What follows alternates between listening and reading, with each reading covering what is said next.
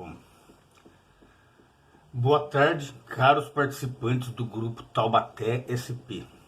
Vamos fazer agora a quinta live do nosso assunto da Inquisição. Eu tentei fazer... a quinta live não, esse aqui vai ser um vídeo gravado, porque eu tentei por 2 vezes fazer a live e não consegui, por causa de defeitos na internet. Vou começar desde o início. Por que que a Inquisição deve ter documentos secretos, visto ser ela chamada de santa pela igreja que a perpetrou? Se uma coisa é santa, ela pode ser vista por todos. Por ser santo também é uma coisa abençoada por Deus e não precisa de ter coisas escondidas, né, conforme nós veremos num texto bíblico aqui. Tudo o que se é feito aqui na terra e está sendo abençoado por Deus, ele tem que ser visto, ele tem que ser feito à vista de todos. Mas no caso da Inquisição, apesar dela ser considerada santa, ela possui documentos secretos, como os governos corruptos do mundo, né? Em 1998, o Papa João Paulo II quis tornar esses documentos abertos. Será que ele quis mesmo? Um pouco antes ele já havia pedido desculpas pela Inquisição. Ele também já havia admitido os excessos da Inquisição, como se a Inquisição em si já não fosse um excesso, né, religioso, né?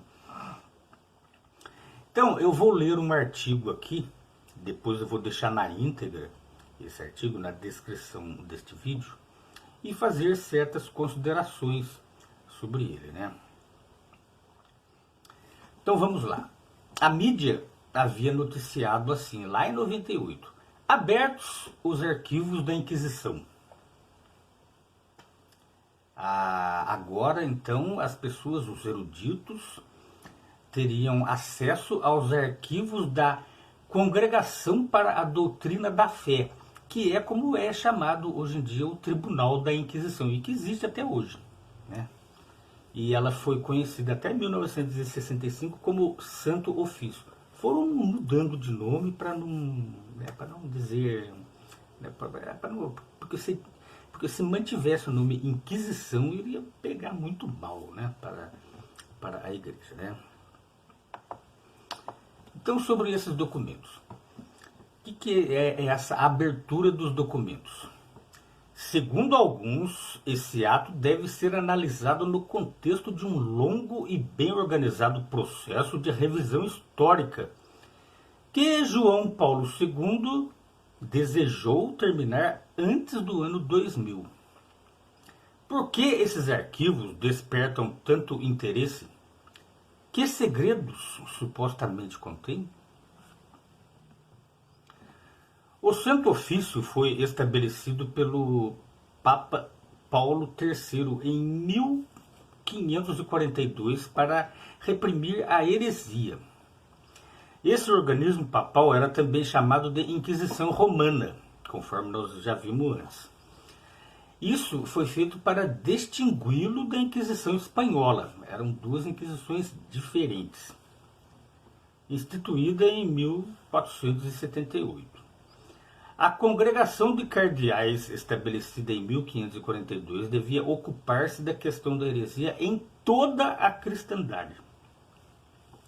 Explica Adriano Prosperi, autoridade no assunto. Das inquisições que funcionaram durante o século XVI, haviam mais inquisições, né? Para cada lugar era um tipo de inquisição. Somente a Inquisição Romana ainda existe, embora com nome e atribuições diferentes. Mas daí você pergunta, se a Inquisição ainda existe, por que ela não está matando pessoas, né? Porque a igreja, ela se adapta ao meio em que está. Ela não é cristã, ela não prega o cristianismo, ela se mescla com o ambiente político da região que está e age de acordo com a política daquela região. Portanto, a Igreja Católica aqui no Brasil é uma, na Europa é outra, nos Estados Unidos é outra. Ela é diferente em cada lugar. Ela não é o cristianismo verdadeiro, ele é um só em todos os lugares. Mas a Igreja Católica não, ela tem várias facetas, né? A gente pode ver isso aí depois, né, num vídeo oportuno. Quais são as facetas da Igreja Católica e quais são as regiões em que ela, né, em que ela muda mais radicalmente ainda as suas facetas, né? Os documentos da Inquisição foram guardados durante todo o processo que ela havia começado lá em 1184 e daí ela terminou até 1834. Ela durou 6 séculos, né, aterrorizando e matando pessoas. Os defensores da igreja dizem que ela não matou ninguém. Mas como o seu livro oficial chamado O Martelo das Bruxas admite ali claramente que em apenas uma cidade, em uma cidade pequena, de pouco menos de 1000 habitantes, chamada Como, que hoje fica no norte da Itália. Ali eles mataram, eu tenho o ano aqui, só no ano de 1486, durante aquele ano, eles queimaram 42 bruxas. Isso em uma cidadezinha, pequenininha. Eles mataram, queimadas na estaca, 42 bruxas, né? Isso naquela cidadezinha. Mas a Inquisição, ela acontecia por toda a Europa. Você faz um levantamento de como é que era o morticínio.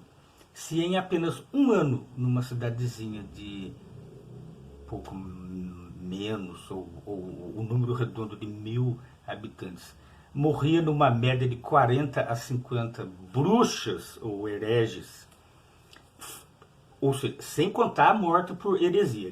Isso era um número de bruxas, né, mortas, sem contar os mortos pelas outras causas. Você imagina como é que foi isso na Europa inteira. O morticínio foi muito grande.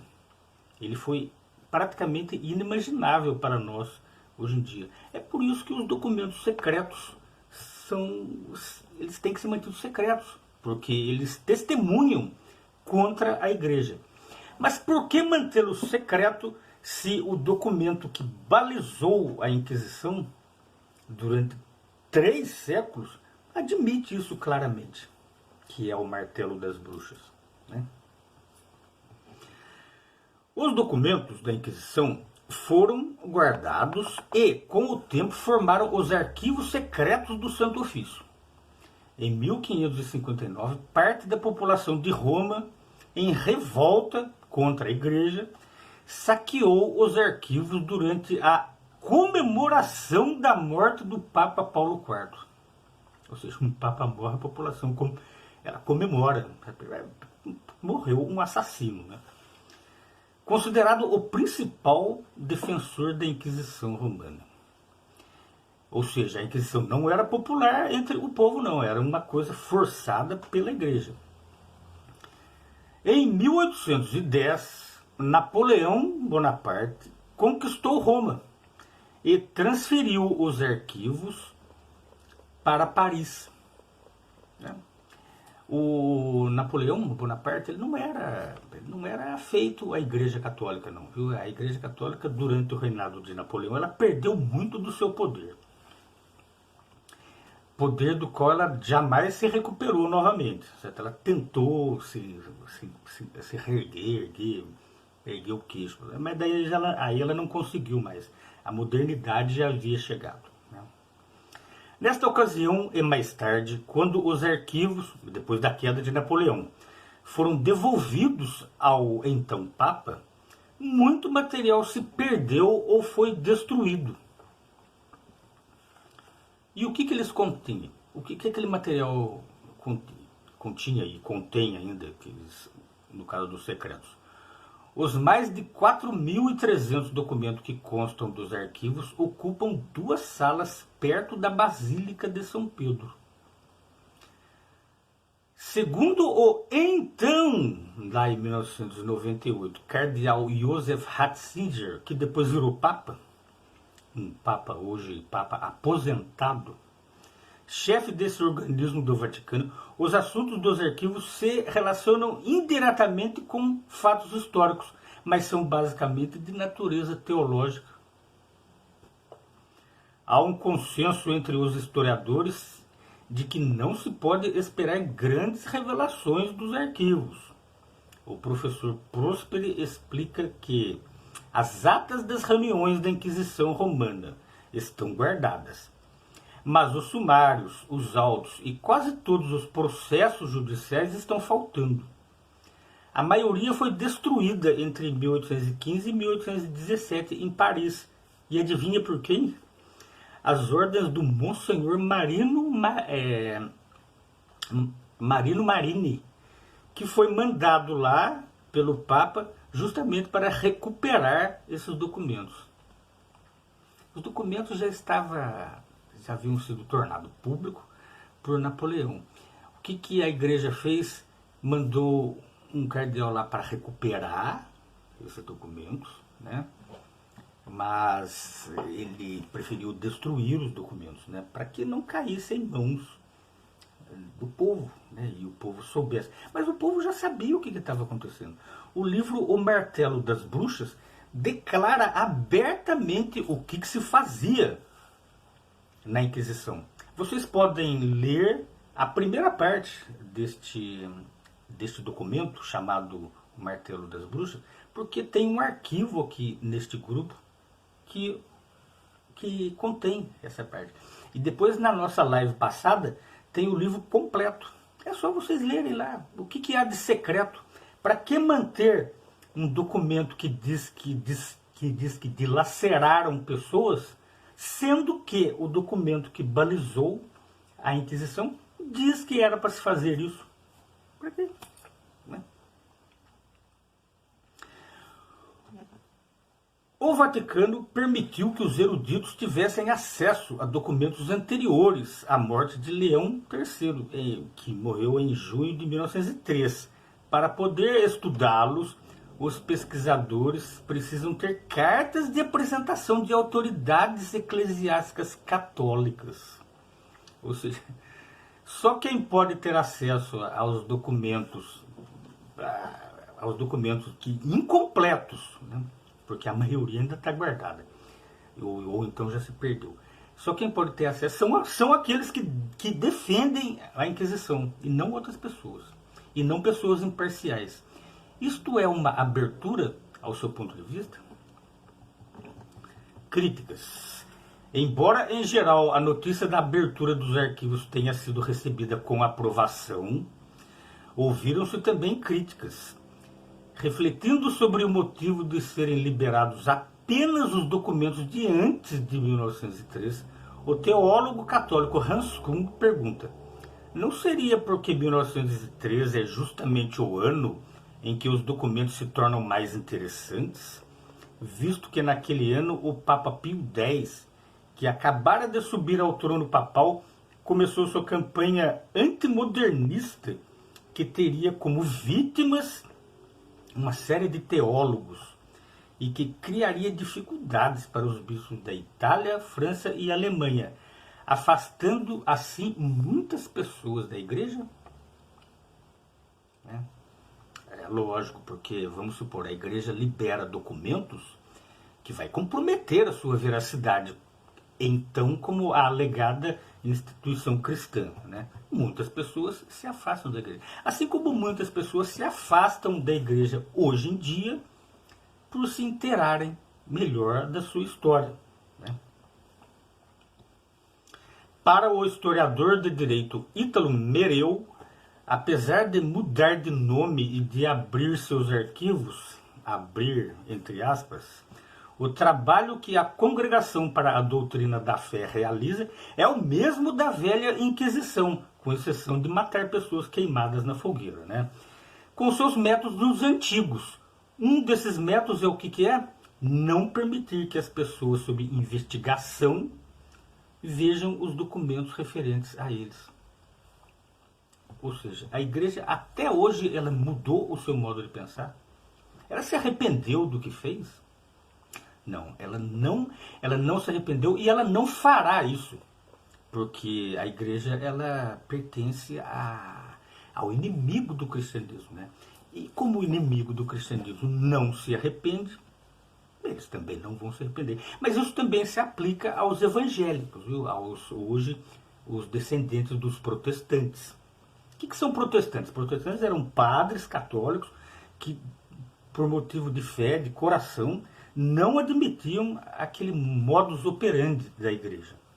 Então eles saíram, mas também não mudaram muita coisa. Eles são chamados de os protestantes. Os evangélicos de hoje em dia são os descendentes dos protestantes antigos, que também têm a mesma culpa no cartório que a igreja católica, principalmente no que toca à Inquisição. A maioria dos historiadores não acha que se farão descobertas sensacionais nos arquivos da Inquisição. Mas não deixa de ser significativo o fato da Igreja Católica se sentir na obrigação de se submeter ao julgamento da opinião pública, coisa que ela nunca deseja fazer. Porém, a opinião muito mais importante é a opinião de Deus. No tempo devido, ele julgará a religião que afirma ser cristã, mas que por séculos violou os mandamentos de Deus, com referência ao amor, né? A caridade e a ajuda. E também violou os ensinos de Jesus, usando perversas inquisições. Incontáveis inocentes foram horrivelmente torturados e assassinados por elas, simplesmente por não aceitar as doutrinas e práticas da igreja. É aquilo que eu já havia falado antes. Você já imaginou? Jesus falou assim, ó, ou você aceita aquilo que eu penso, ou você vai ser torturado e morto na fogueira. Tem alguma coisa a ver? Mas, no entanto, eles fizeram isso, né? A gente pode ler lá em...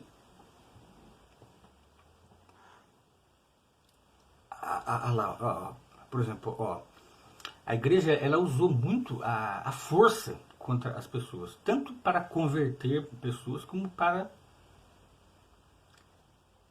punir pessoas. Mas os cristãos fizeram isso? Os apóstolos fizeram isso? Não. Quando Pedro foi desembaiar a sua espada para defender Cristo, que estava sendo injustamente preso, o que Jesus falou para ele? Vocês podem ver lá em Mateus 26, 52. Devolva a espada ao seu lugar, pois todos os que tomarem da espada morrerão pela espada. Com a igreja também acontecerá isso, viu? Ela vai morrer pela espada. Né? Não é só a igreja católica, não. É todas as igrejas, viu? Que praticam a violência contra o povo inocente. Por mais que os eruditos analisem a fundo esses arquivos, seu trabalho continuará sempre incompleto, porque além de estar faltando documentos, ainda tem documentos secretos que não serão liberados, mas nem para aqueles que defendem a Inquisição.